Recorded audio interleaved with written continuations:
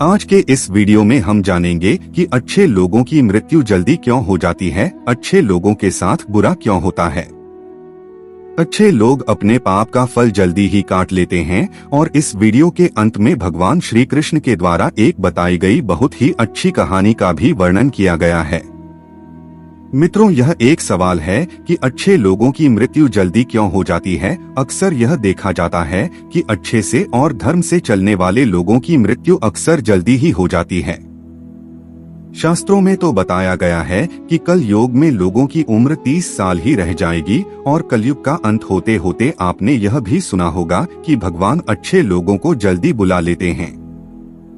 नमस्कार मित्रों, एक बार फिर स्वागत है आपका हमारे YouTube चैनल की बहुत ही ज्ञानवर्धक वीडियो में। दोस्तों, आप लोगों से एक रिक्वेस्ट है कि यदि आप अभी हमारे YouTube चैनल को सब्सक्राइब नहीं किया है तो हिंदी पौराणिक कथाएं चैनल को सब्सक्राइब करके घंटी बटन को प्रेस कर दें ताकि हमारे चैनल के माध्यम से हर आने वाली वीडियो का नोटिफिकेशन सबसे पहले आप तक पहुंचे। तो दोस्तों, देरी न करते हुए वीडियो को शुरू करते हैं। मित्रों, यह फैसला तो भगवान ही करते हैं कि किसकी उम्र कितनी है। आप यह कहावत भी जरूर सुने हो गया कि जितनी चाबी भरी राम उतनी ही तमाशा करते हैं। दोस्तों, इस कहावत से साफ हो जाता है कि किसकी मृत्यु कब होती है यह भगवान ही तय करते हैं। वैसे तो अच्छे लोगों की मौत जल्दी हो जाने के पीछे कई कारण होते हैं, लेकिन पहले कारण को समझने के लिए आपको यह जानना होगा कि हम जो कुछ भी इस जन्म में करते हैं उसका जवाब हमें ऊपर यमराज को देना होता है। यदि उसका बाप का पलड़ा भारी होता है तो उसे नरक में तपस्या काटनी पड़ती है, और यदि पुण्य का पलड़ा भारी हो तो उसे स्वर्ग का सुख मिलता है। और यही चक्र कई युगों तक चलता रहता है जब तक उसे मोक्ष की प्राप्ति नहीं होगी। इस लोक में हर कोई अपने छोटे से कम के लिए आता है। अच्छे लोगों की मृत्यु जल्दी क्यों हो जाती है? कोई आत्मा इंसान बनता है तो कोई जानवर के शरीर में प्रवेश करता है। यह उसके संबंधित कर्मों के आधार पर ही तय होता है। इसके अलावा उनके जन्म देने वाले माता पिता के संस्कार भी उनके अंदर आते हैं। इसके बाद वह जो कम करेगा उसके हिसाब से उसे पुण्य आत्मा या फिर दुरात्मा कहा जाता है। अब यही पुण्य आपकी मृत्यु की तारीख को भी बदल देते हैं। जिस तरह से एक जज जेल में रहने वाले कैदी के व्यवहार हार को देखकर उसकी सजा कम कर देता है, ठीक उसी तरह भगवान भी देखते हैं कि इंसान मौत में जाने के बाद अच्छा काम कर रहा है और उसे अपने किए की सजा मिली है, और जब उन्हें लगता है कि अब उसे मृत्यु लोक में नहीं रहना चाहिए तब वह उसे बुला लेते हैं। अच्छे लोग अपने पाप का फल जल्दी ही काट लेते हैं। भगवान के विधान के अनुसार प्रत्येक व्यक्ति को केवल इतना ही दंड दिया जाना चाहिए जितना कि पाप किया जाता है। अब क्योंकि अच्छे लोगों के पाप कर्म बुरे लोगों के पाप कर्मों की तुलना में अधिक होते हैं, इसलिए अच्छे लोग अपने पापों का फल जल्दी ही कम लेते हैं। हिंदू धर्म की मान्यता है कि भगवान हर अच्छे व्यक्ति को किसी न किसी उद्देश्य के साथ मृत्यु लोक में मान्यता देते हैं, और भगवान का अपना अवतार भी इन्हीं लक्ष्यों में शामिल होता है। इसीलिए जब वह उद्देश्य जल्दी हो जाते हैं तब भगवान उन्हें वापस बुला लेते हैं। अच्छे लोगों की मौत उनके अच्छे कर्मों पर ही लगातार कर दी है। इसके अलावा आपको यह भी बताते हैं कि जो लोग यह कहते हैं कि मरने के बाद इंसान खाली हाथ ज्यादा है, उन्हें जान लेना चाहिए कि 3 चीजें ऐसी हैं जो मरने के बाद भी उनके साथ जाती है। एक है विशिष्ट कम, दूसरा है स्मृति और तीसरा है जागरण। इसीलिए अब आप किसी से यह मत कहना कि आप खाली हाथ आए थे और खाली हाथ छोड़ देंगे। मानव जीवन का उद्देश्य इसकी वजह है मनुष्य में सत्य एवं असत्य का विवेक की हमारी बुद्धि का होना ही है। लेकिन इस धरती पर हम दुनियादारी के चक्र में कुछ इस तरह फंस जाते हैं कि हमारी बौद्धिक सीमा में ही सिमट कर रह जाती है।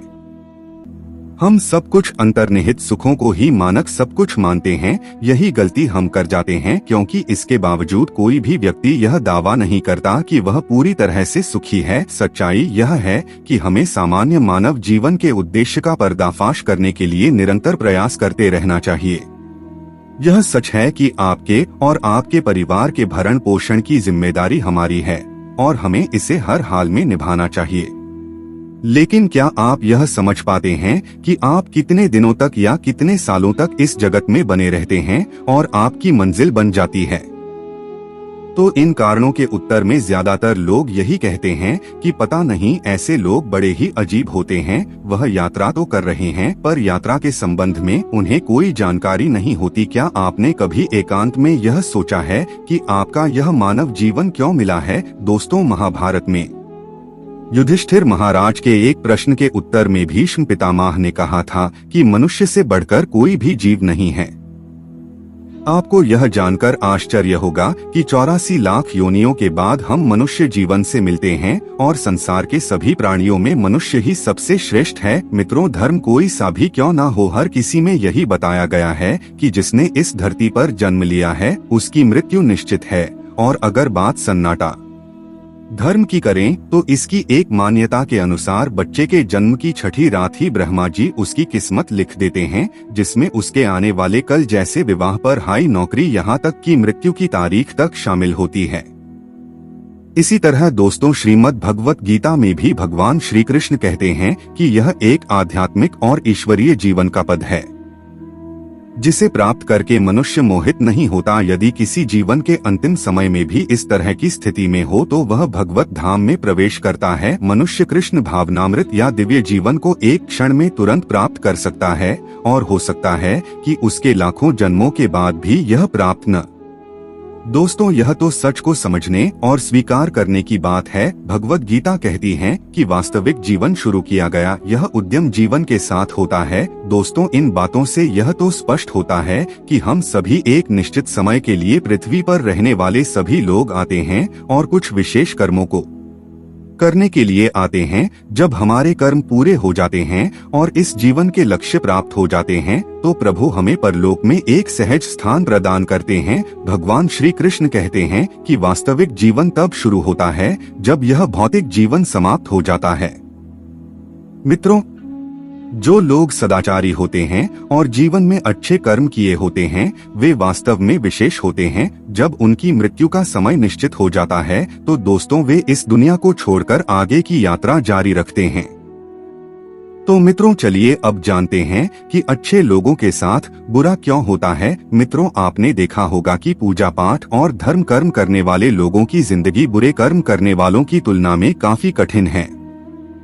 आपने यहाँ निश्चित रूप से सोचा होगा, तो आप इसके रहस्य कथनों को खोलेंगे। आपके पुराणों में वर्णित एक कथा असंख्य है जिसके माध्यम से आप समझेंगे कि प्रत्येक प्राणी को उसके कर्म के अनुसार ही फल मिलता है। अगर कोई अच्छा कर्म करता है तो उसे अच्छा फल मिलता है और अगर कोई बुरा कर्म करता है तो उसे दुख मिलता है। एक गांव में दो मित्र रहते थे। उनमें से एक बड़ा ही धार्मिक था और रोज मंदिर जाता था और भगवान की पूजा करता था, लेकिन दूसरा आदमी नास्तिक था और वह भी रोज मंदिर जाता था और वहां से उसने जूते, चप्पल और पैसे आदि चुरा कर लाता था।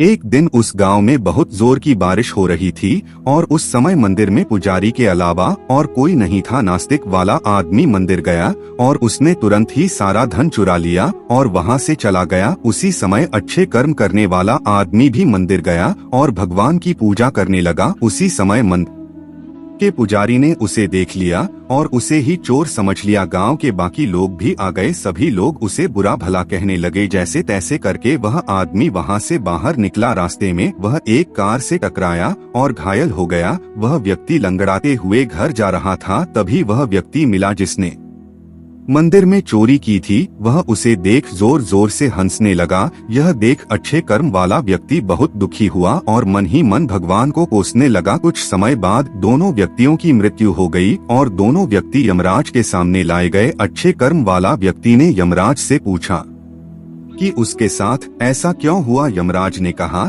कि जिस दिन तुम पर झूठा आरोप लगाया गया था उस दिन तुम्हारा जीवन समाप्त हो गया था, लेकिन तुम्हारे द्वारा किए गए अच्छे कर्मों के कारण तुम बच गए। यमराज ने कहा कि दूसरी ओर किसी इसके भाग्य में एक राजा बनना लिखा था, लेकिन इसके बुरे कर्मों और पाप कारण वह एक मामूली चोर बना रहा। मित्रों, दूसरे और शास्त्रों में यह भी बताया गया है, अंतिम क्रियाकलाप किए जाने पर भी पाप कर्म का बिना भोगे नाश नहीं होता। इसलिए जो व्यक्ति पाप करता है वह हो सकता है कि आज खुश हो, लेकिन उसे अपने पाप कर्म का फल कभी न कभी मिलता जरूर है। इसी तरह से एक कहानी यह भी है कि एक बहुत ही ज्यादा पापी व्यक्ति एक रास्ते से जा रहा था और वहाँ बहुत सारा सोना मिल गया, और जब उसी रास्ते से एक अच्छा और धर्मात्मा व्यक्ति जा रहा था जिसे तांता लग गया और वह जोर से जमीन पर गिर गया। वहाँ के कुछ लोगों ने सोचा कि यह तो बड़ा अलर्ट हो गया, और फिर वे दोनों व्यक्तियों का कुंडली एक पंडित को दिखाए। पंडित जी ने बताया कि वह जो पापी व्यक्ति है उसकी नियति में राजा बनना था, लेकिन उसके द्वारा पाप के कारण उसे इतना सोना ही केवल मिल पाया है। दूसरी ओर भले ही किसी भी धर्म आत्मा के जीवन का आज आखिरी दिन था, लेकिन उसके द्वारा अच्छे कर्म किए गए क्योंकि उसे केवल एक कांटा ही लगा और वह बच गया। क्या अच्छे कर्म करके बुरे कर्मों के फल से बचा जा सकता है? शास्त्रों में बताया गया है कि व्यक्ति को अपने अच्छे और बुरे कर्मों के फल अवश्य ही भोगने पड़ते हैं। अच्छा कर्म करने से अच्छा फल मिलता है और बुरा कर्म करने से बुरा फल मिलता है।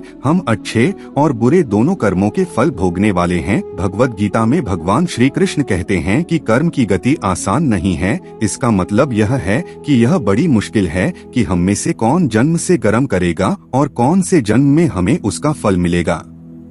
हो सकता है जिस पाप के कारण आज आपके साथ बहुत बुरा हुआ है, लेकिन आने वाला कल आपके लिए अच्छा साबित हो सकता है। इसके अलावा हो सकता है कि आपने कोई पाप अनजाने में किया हो जिसके बारे में आपको कुछ पता ही न हो। क्या धोखे से किए गए पाप कर्म का फल मिलता है? मित्रों, गम का सिद्धांत अचूक है। यदि आप कोई गलत काम करते हैं तो आपको उसका फल अवश्य मिलता है, चाहे आप उसे जानबूझकर या अनजाने में करें।